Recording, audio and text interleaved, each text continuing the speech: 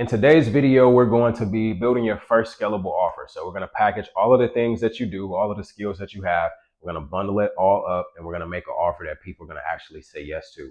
So if your offer is not clear or is not consistent or is not in the right position that can be scaled, it doesn't matter how much content you create or, how many people actually know the product exists. It's not going to remain consistent, and we want consistency and profits in our business. So as far as understanding people, they don't buy time. They're not going to pay for your time. And some people will. That's a part of, how your product can be. But people aren't buying time. They're trying to buy some type of transformation that is packaged with some type of confidence. So in today's video, I'm going to be going over the scalable offer framework that I use in order to get people to say yes to you. So again, most entrepreneurs have a lot of skills. I know I'm a person that I like to say I have a whole lot of skills, but we have heard the saying that a jack of all trades is a master of none. So we have to be able to take all of our skills and bundle those things up to be able to create an offer that somebody is going to want to say yes to. It doesn't matter if you have the right audience or putting out the right content. If it's not what people want, it does, like, none of the other stuff matters. So as far as going over the skill or the framework, the offer framework, so it's broken down into 3 legs. So up here, let's say we got our offer, right? And our offer has 3 legs that it stands on. And these 3 legs is a problem, a promise, and a process. So I like to call this the 3 P's to a product, the 3 P's to making a scalable offer. So you have to have a problem that you have to be able to identify a problem that your ideal client knows that they have. That is important. A problem that your ideal client knows that they have. And then you have to make a promise that is deep enough to be able to get them what it is that they're looking for. Being able to essentially make a promise to say, hey, I can solve your problem. And then essentially take them through a repeatable process that can deliver it time in and time out. We want a process that's going to be able to, give us the results that it is that we're looking for. So as far as, going outside of this, specific framework, I'm gonna break down each P and pretty much talk about how we can, build an offer, from scratch. So as far as the first one, we have problem, right? Now, like I said, the problem has to be a problem that your ideal client knows that they have. So we need to sell the pain they already have.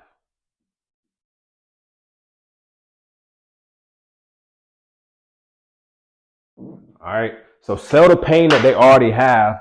And what an example of this looks like is, like, the problem may be, people need confidence. Like, say your ideal client is somebody that is trying to, instead of saying confidence coach, you want to be able to say something like, hey, I help content creators create content without feeling nervous, or create content without, panicking in front of the camera. So as far as the pain is when I get in front of the camera, I freeze up. Or the pain is I'm scared to turn on the camera because I don't know what to say. So instead of just saying, I am a confidence coach, I help people that freeze up in front of the camera make content that will actually be able to convert. So that's kind of like an example of selling the pain that they already have. Another example would be, I'm a business consultant that, instead of, or rather than saying I'm a business consultant, say I help service providers stop focusing on 10 problems and identify one big problem and scale it. Like, now the problem is, hey, I'm a service provider and I do all of these different services, but my business is not able to grow because I'm trying to focus on so many different things. Versus, hey, the solution for my problem would be helping me focus on the one that's going to be able to make me the most money and then getting really, really good at that thing before trying to go and diversify it. So this is what we don't want to say. We don't want to say, I help. And this was one that I had to sit down and figure out for myself. I just said, hey, I used to always think I help people grow. So that was my thing. I help people grow. I had to go from helping people grow to I help I help coaches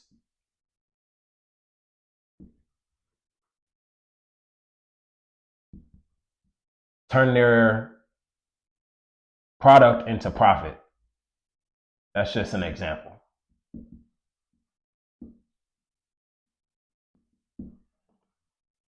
So I help coaches convert new clients into paying customers instead of just saying I help people grow.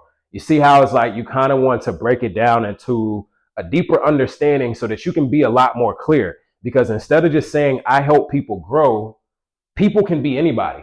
Like you can help anybody grow. But when I say I help coaches convert clients into profit, now I'm saying, hey, if you're a coach and your problem is you can't turn your clients or convert your clients into any type of real profit, I can be able to help you identify that process. So that's what it looks like when you're trying to be able to create an offer. And this is the first part to the offer because this is how you're going to be able to identify the people that you can be able to help. This is who's going to be your audience that you're going to help. Again, remember, we need to be able to identify a problem that our ideal client already knows they have. So it's not like you don't have to go, sales is not about convincing. It's about being able to deliver clarity in a way that people can understand, and the people that have the problems will sign up for the solution if it's clear enough that it is actually a solution. So that's where we go into the next P, which is promise. So with promise, we want to sell the outcome,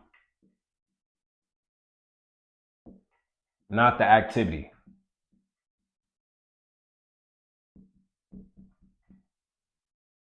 So sell the outcome. Focus on selling the outcome instead of the activity. A lot of people, say, well, I make templates or coaching sessions or, courses or whatever the case may be, but it's not necessarily, it's like you're selling things for people to do. You're not selling an actual solution or an actual outcome for them to be able to have. So instead of just saying, hey, I pretty much coach people, say I help people get clarity. Like people don't want to coach, people want clarity. Instead of saying I sell whatever type of course, talk about the outcome that you're selling. The course may be what helps them get the outcome, but you can't sell the course because nobody just wants to buy. Information is free. Like this video is going to be posted on a free platform that people can be able to view. So it's not that people are going to watch this because I said, hey, this is a video that you need to watch. They're watching it or they're paying attention to it because of the outcome that they're going to be able to get. So focus on clarity and outcomes over just being a coach for somebody or, not having any type of clarity, being a coach or just selling some type of courses. So outside of this, we want to focus on like the question that you got to ask, what result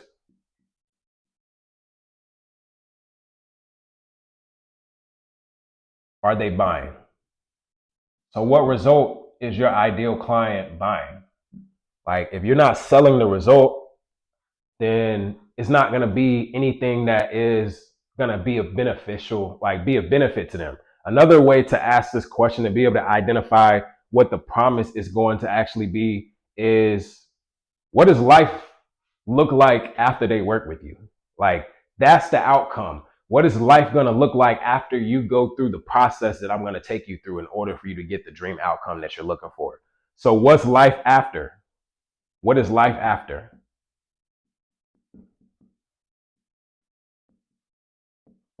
What does life after look like me going into, showing you what my business or my process can be able to help you do? So what this kind of looks like I like to always try to give an example. So as far as a good example, I would say something like I help people that have a lot of expertise turn their expertise into a personal brand that can bring them consistent profits. So I take people that have a lot of expertise, like in this video right now, this is for people that have a lot of skills but need help trying to actually bundle all of those skills up into an offer that somebody can say yes to. So another way to be able to think about it is I help people make their first high ticket offer without advertisements. So, well, what is the outcome? I'm going to help you make a high ticket offer. And what is the pain that I have to do? Well, right now I may not have a lot of money in order for me to be able to, tell people that I have an offer.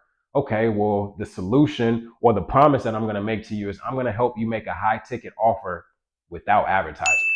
Like that's how you have to think about the promise that you can make. I'm selling the outcome, not necessarily the activity. The activity would be, hey, you have to do X, Y, and Z. Like nobody wants to hear about the work that they have to do. They just want to go through and get the outcome. So if you can sell the outcome and not the activity, then you can be able to have a clear and direct promise. All right. And the last P to a high scalable offer is going to be process. All the process is a repeatable path.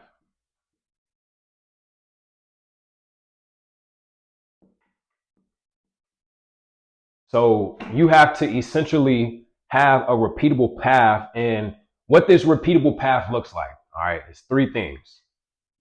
We got one, we got two, and we got three. So the first thing that you need to do is clarify your offer. All right. Clarifying your offer is pretty much what we've been talking about today. You got to be able to have a problem that your client ideally knows, or your ideal client knows that they have, I should say. And then you have to make a promise that's deep enough that promises the result. And then the repeatable process or the repeatable path in which we're going to go through is pretty much, having, a clarified offer, a visible path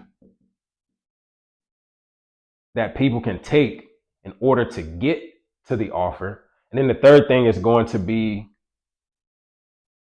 selling it simply.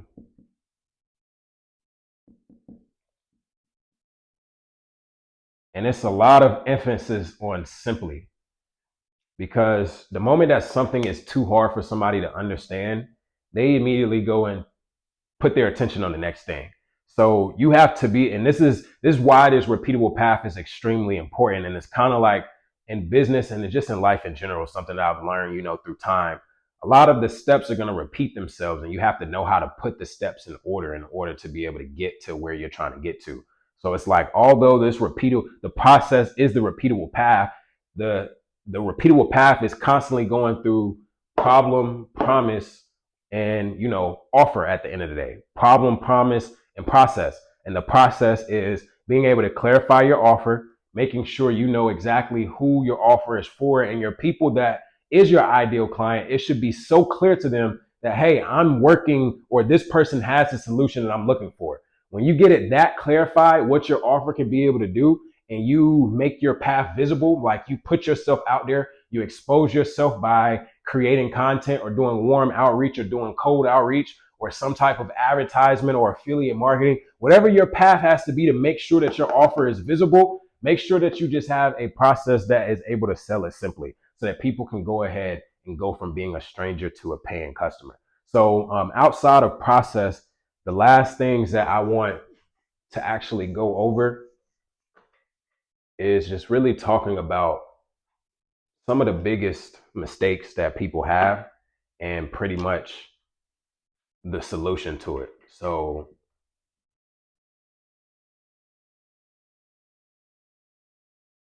too many offers. Like if you have too many offers, people are going to be confused. Well, I help people do this, and I also help them do this, and I also help them do this. And if you have X, Y, and Z, I also can be able to do this as well for you. Well, I help people fix their credit, cut the grass, build a business from scratch, start a business, accounting as what you see how like that would turn somebody off instead of just selling the outcome. I help somebody that has no idea what business is be clarified on how to start their first business and make their first dollar. Like you see how like even that's more complex, but it's like I don't need to tell them that I know how to go through and help them start a business from scratch, get funding for their business, all of that. That's a part of the process that they're going to go through when I get the opportunity to deliver, whatever it is and I'm making a promise for. But as far as the process, they don't need to know the process. That's what they get their value for. So outside of, just having too many offers, another big mistake is no structure. So when you don't have structure, it's really easy for you to burn out, right? Because you don't really you're going through and you're working hard. And this is something that I had to realize for myself. Like I'm working really, really, really hard, but because I don't have any structure, I'm burning out because I'm doing random things. Instead of doing random things, hoping that I'm going to be able to get a result, I had to start focusing on doing things that I know is going to work and just focusing on refining those and fine tuning that particular process instead of just going out here and just trying stuff. Like in the beginning, yes, a lot of stuff is going to be trial and error, but through time, as you get more wise in business and in life in general, you got to figure out how you can be able to do one thing the right way at the right time and continuously do those things the right way through time and like consistently repetition is the mother of all learning, fathers all skill, like going through and doing the same thing that's going to work instead of trying to say, well, I'm going to do this and that and that and this and this and that. Like that's just going to, pretty much it's going to give you a headache, a heart attack. So the next one is undercharging. I used to always want to be the cheapest person out there because it's like, hey, if I'm cheaper, then more people will want to pay for what it is that I have to offer. Until I started resenting the people that are cheaper because it's a lot harder to fulfill somebody that didn't really pay a lot of money in the first place to be able to get the result versus I know that there's been people that I've worked with and they say, hey man, the price is $20,000. And they say, okay, well, where do I send the wire to? Because I've done a good enough job to being able to explain to them. And I know that they're my ideal client that has a problem that they know that they have. So it's like the problem is big enough that it doesn't really matter, what the price is. I need to get this solved because it's costing me more than it is to not solve it. Like if I don't solve this problem, I'm going to lose a lot more money. So when you start working with people that understand value, you don't have to resent the work that you're doing anymore. And the people that pay more money, they are a lot easier to work with because they understand the value of money. Now, the last two things, and I'll just go ahead and write these down. A lot of people sell features,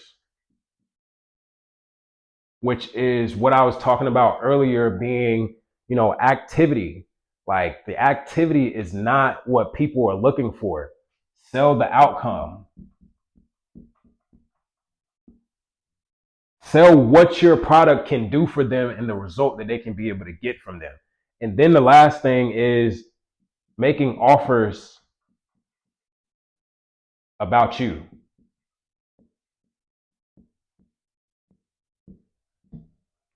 I know if somebody has a successful business or not, if I go to their website and all I see is the about you page, like nobody cares that you're the founder of the business anymore. And that's the harsh truth. They don't care about where you came from and all of that. Is can you get a result for me or not? Because why else would I pay? I'm just going to go pay my money to somebody that can get the results and they're not necessarily making it about them. Through time, I'm going to build trust and like you as a person. But instead of making offers about you, make your offers about them.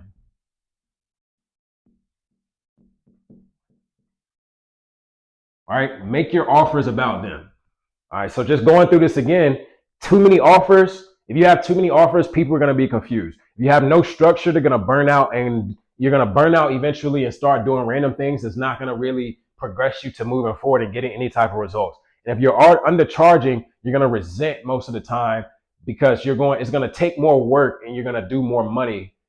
I mean, you're going to take more work and you're going to work harder, but make a lot less money if you're undercharging, because it's going to be harder to fulfill what it is that you have to offer versus if you charge more and you focus more on value and you focus more on quality. The quality of your clients will also be able to grow, and you won't resent working with them. You will enjoy working with them. And then selling features. Stop selling features. We don't care what your product does. We care about what your product can be able to get me. So sell the outcome. And then don't make your offers about you and what you think people want. Don't make your offers about what you think people need. Make your offers about what they actually feel like they need. Like, again, going back to the first one, you have to be able to identify a problem that your ideal client knows that they already have. So that's pretty much going to conclude today's video.